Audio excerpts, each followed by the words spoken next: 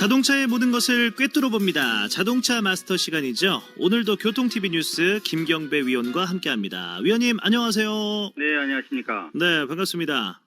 마스터님, 장마가 잠시 소강 상태 보이고 있지만 여름철 장마 대비에 역시 또 관심이 쏠리고 있는 그런 시기입니다. 그래서 거기에 대해서 저희가 오늘 이야기를 나눠볼까 하는데요.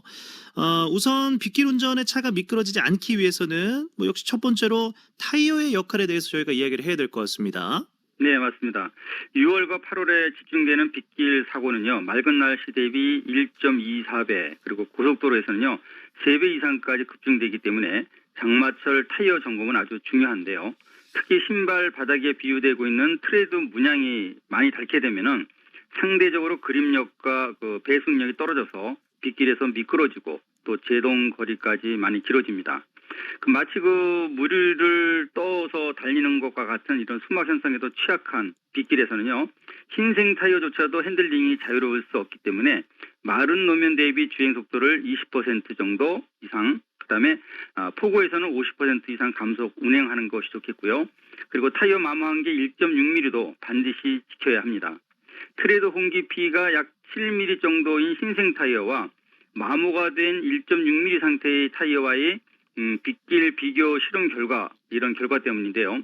고속도로에서 급제동할 경우 거의 2배 정도가 늘어나서 운전자에게는 치명적인 사고 요인이 될 수밖에 없습니다.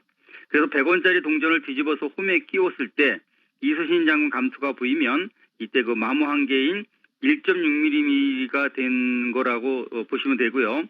이때쯤이면 고무 성분 노화와 경화는 물론이고 또 편마모 된 상태이기 때문에 1.6mm가 아닌 2.8mm 정도에 교환하는 게 더 안전할 것으로 보입니다. 예, 그렇군요. 100원짜리 이순신 장군 감투 그 비유도 잘 해주셨습니다.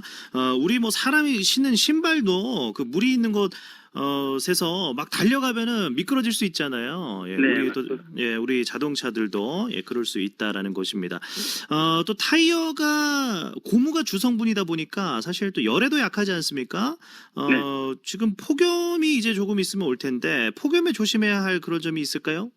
네, 맞습니다. 고속 중에 타이어 마찰률을 더 높이는 폭염은요, 타이어 변형 발생 가능성도 영향을 주는 만큼 평소 대비 공기압을 10% 더 주입하는 것도 한 예방법일 수 있고요. 예. 또 출발 전 이물질과 표면 크랙, 또 충격으로 인해 내부가 터져서 혹시 혹처럼 부풀어 오르는 그런 에어 버블 현상 등을 미리 확인하는 것도 중요합니다. 그리고 뜨거운 노면 온도와 마찰된 열이 타이어로 계속 전달되는 이런 현상도 파열 원인이 될 수 있어서 휴식 없이 장시간 운전은 운전자 필요만이 아닌 타이어 내부 온도를 상승시키는 또 다른 하나의 위험 요인이 됩니다. 그래서 타이어까지 보호하는 2시간 주행 후 20분 정도 휴식 때도요, 더위에 약한 말씀하신 것처럼 고무 재질과 또 피로도를 높이는 이런 직사광을 가급적 피할 수 있는 지하주차장이나 또는 그늘에 세우는 것도 좋은 방법입니다. 예, 그렇습니다. 제가 작년쯤이었는데 작년에 말씀해주신 에어버블 현상 제가 겪어봤어요. 네, 굉장히 위험한 거죠. 예, 그래서 제가 바로 그거를 교환을 하러 갔습니다.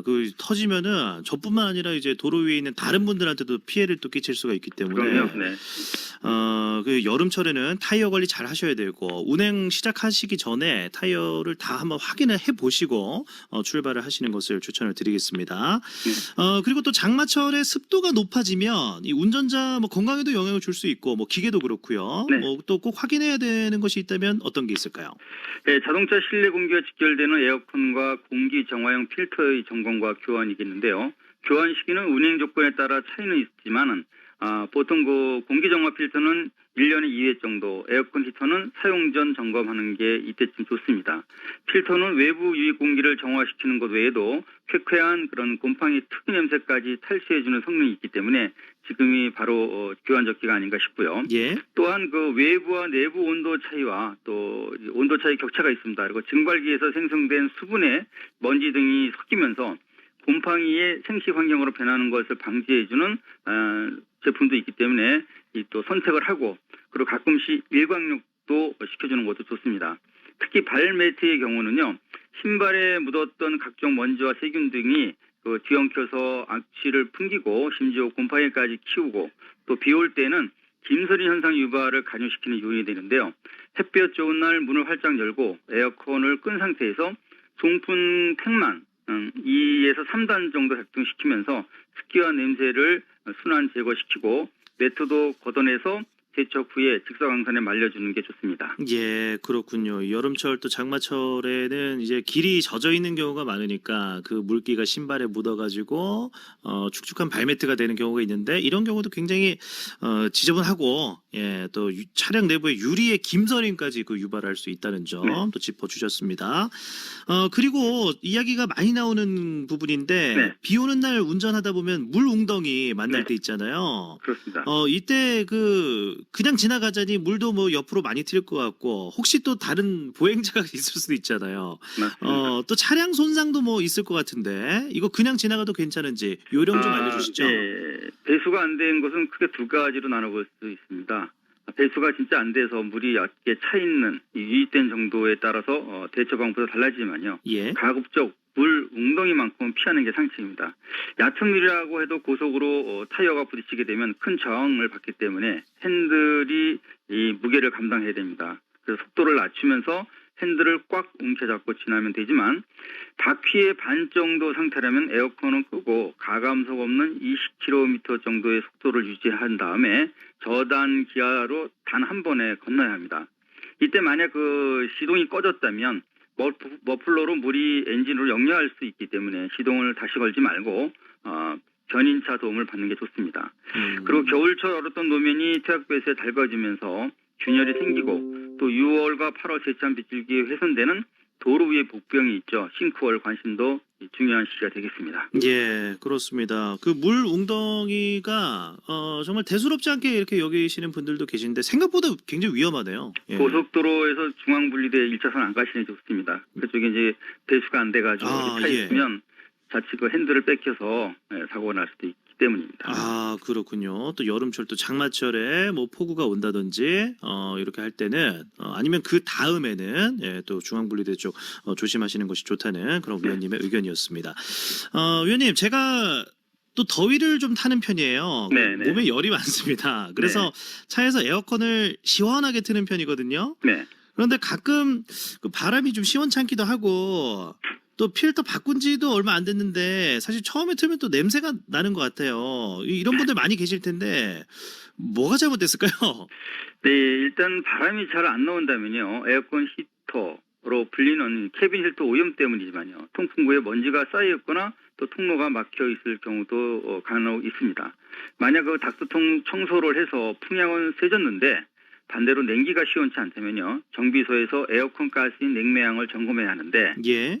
정비소에서 자연 리크면 보충하면 간단한데 반해서 만약 이음매나 이런 노후, 불량이라면 수리해야만 합니다. 이런 문제를 예방하기 위해서는 에어컨은 사시사철 주기적으로 작동시켜 달라는 그런 이제 권고가 있습니다. 시동을 켠 후 대기 상태에서 가동을 하면 냉매 압축기와 엔진 배터리 등의 무리를 감소시키는 한 방편이 됩니다. 그리고 또한 그 시동을 끄기 2, 3분 전쯤 먼저 에어컨을 끄고 송풍기를 작동하면서 차량 내에 쌓였던 수분을 없애는 것도 곰팡이 냄새 예방과 또 연료를 절약할 수 있는 일석이조의 어떤 효과가 될 수 있습니다. 그리고 졸음 방지 등을 위해서 1시간마다 에어컨을 끄고 실내를 환기시켜 줄 때도 고단인 3, 4단에서 켰다가 이제 끄기 전에는 저단 1, 2단에서 끄면은 이때 냉각 효율과 연비 도움은 물론이고 연비 절감과 또 호흡기 질환 예방에도 도움이 될 수 있습니다. 네, 그렇군요. 자, 에어컨에 대해서 제가 우리 또 청취자분들이 또 궁금해하실 것 같기도 하고 제가 실제로 궁금하기도 해서 또 이렇게 네. 여쭤봤는데 그 에어컨은 여름뿐만 아니라 봄, 여름, 가을, 겨울 한 번씩 주기적으로 가동을 시켜 주셔야 되고요. 네네.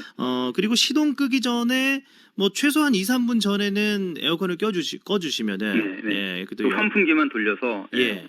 서큘레이션만 시켜주는 거죠 안에서. 아, 그렇군요. 예, 저는 제가 이걸 지키려고 하는데 항상 이제 시동 끄기 전에 좀 깜빡합니다. 그래서 뭐 한 맞습니다. 1분 전이나 뭐 그 정도에 제가 끄고 네. 주차를 하는 그런 경우가 있어요.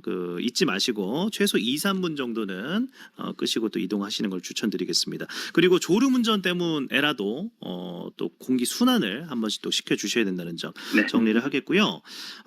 그리고 오늘 마지막 질문인데 그 여름에 시동을 걸기 전에 꼭 해야 하는 일이 있다고 하셨는데 이게 어떤 일입니까?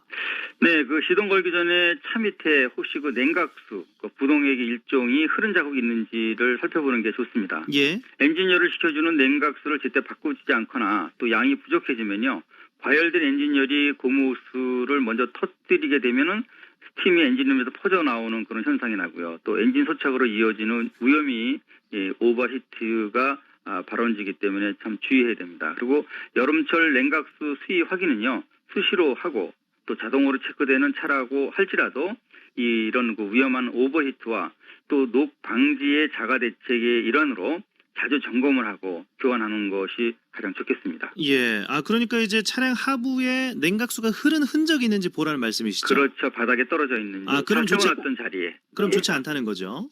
그렇죠. 예. 예. 근데 이 머플러 뒤에는 항상 이제 에어컨 때문에 물이 나오기 때문에 그거는 좀 다르죠. 예. 머플러 쪽에서 나오는 거는요. 네. 알겠습니다. 엔진 룸 말씀해 쪽에서 지금 말씀해 주신 거는 냉각수 네네. 이야기해 주신 겁니다. 알겠습니다. 자동차 마스터 오늘 그 여름철에 운전을 또 조심하시기 위해서 또 어떤 점들을 확인하셔야 되는지 저희가 한번 살펴봤습니다. 지금까지 교통TV 뉴스 김경배 위원과 함께했습니다. 위원님 오늘 말씀 대단히 고맙습니다. 네, 감사합니다.